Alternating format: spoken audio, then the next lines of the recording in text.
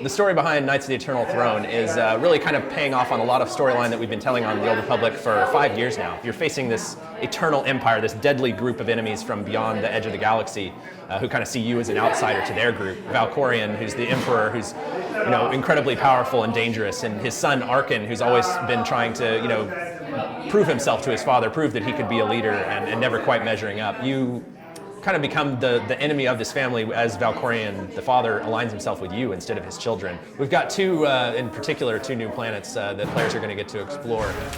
One is called Iokath. It's an entirely automated planet. It's entirely artificially constructed. It's actually a Dyson sphere, if you know what that is. It's like an inside-out constructed world. We've also got another new planet this year, Nathema. This is one that's actually appeared in some of the lore before. It's actually the world that the Eternal Emperor that Valkorion originally came from and originated from. It's now a barren husk. It's been devoid of all life.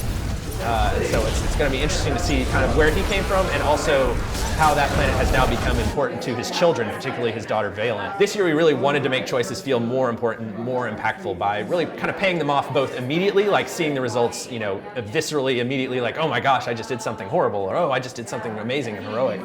But also seeing those results play out over time, over the course of the story in really interesting ways that maybe you see coming. You're like, oh, well, I made an enemy of this character and now they're coming back after me. Okay, I kind of saw that coming maybe, but also ways that maybe you don't expect. Things that later in the story you're like, oh, if that character had been my ally, I could have done something totally different here. If you're totally new to the world of the Old Republic, you've just seen the movies or you played other games, this is a totally, unique kind of portion of the galaxy. It's, set thousands of years before the films, but it still resonates with the films, and I think it's a really exciting thing for a new player to kind of experience this huge new, kind of view on the Star Wars galaxy and see their impact on it, see how they can create their own Star Wars story. Even as big a fan as they've been of the films, this is their chance to create one of their own.